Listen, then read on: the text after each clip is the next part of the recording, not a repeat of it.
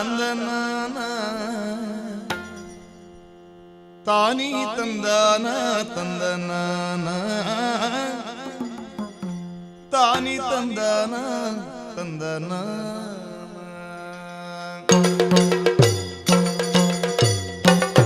ತಾನಿ ತಂದಾನ ತಂದನಾನ ತಾನಿ ತಂದಾನ ತಂದನಾನ ತಾನಿ ತಂದಾನ ತಂದನಾನ ತಾನಿ ತಂದಾನ ತಂದನಾನ ತಂದನಾನ ತಂದನಾನ ತಂದನಾನ ತಂದನಾನ ತಂದನಾನ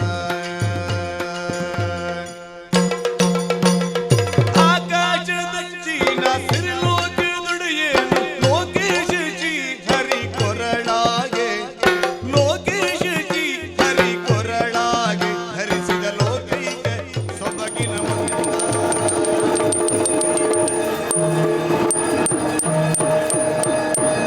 ಮುದದಿ ಕೊಂಡಾಡುವೆ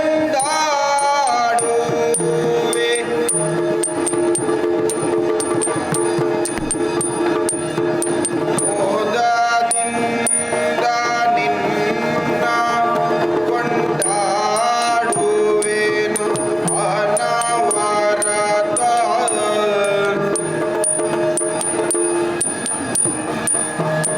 ಆದವೂರ ವಿಘ್ನೇಶ ದೇವ ಜಗದೀಶ ಮೋದದಿ ಕೊಂಡಾಡುವೆ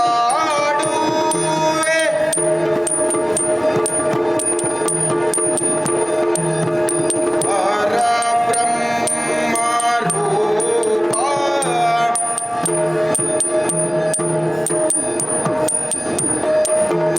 ಪರಬ್ರಹ್ಮ ರೂಪ ವೇದಾಂತ ಸಾರ ಪ್ರಿಯ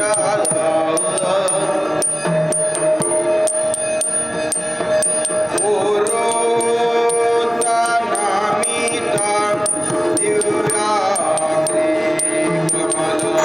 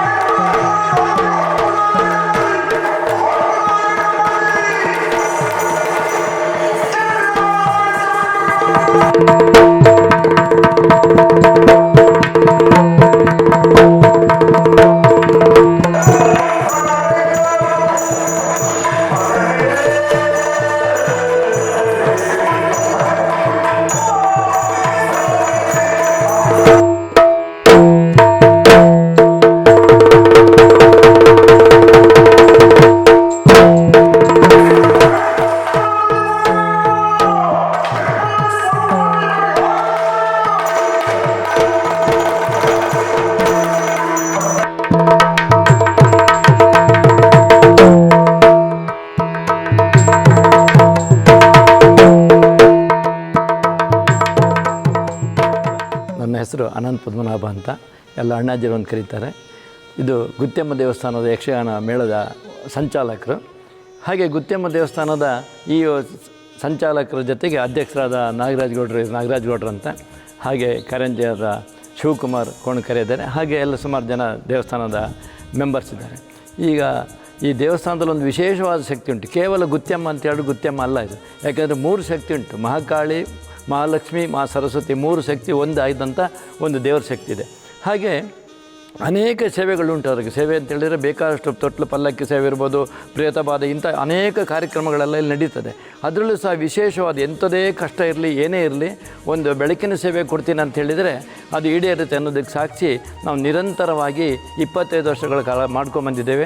ಪ್ರತಿ ವರ್ಷವೂ ಸಹ ಒಂದು ಕಡಿಮೆ ಅಂತ ಹೇಳಿದರೆ 25ರಿಂದ 40 ಹರಕೆ ಆಟೋದವರೆಗೆ ನಾವು ಮಾಡ್ತಾ ಬಂದಿದ್ದೇವೆ. ಕೇವಲ ಇದೊಂದು ಸೀಮೆ ಅಂತೆಲ್ಲ, ದಕ್ಷಿಣ ಕನ್ನಡದಲ್ಲಿ ಸಹ ಅದನ್ನು ನಾವು ಮಾಡ್ತಾ ಬಂದಿದ್ದೇವೆ. ಈಗ ಮುಂದಿನ ಸಹ ಅಷ್ಟೇ, ಯಾಕೆಂದರೆ ಇದು ಒಂದು ಪ್ರಚಾರ ಆಗ್ತದೆ.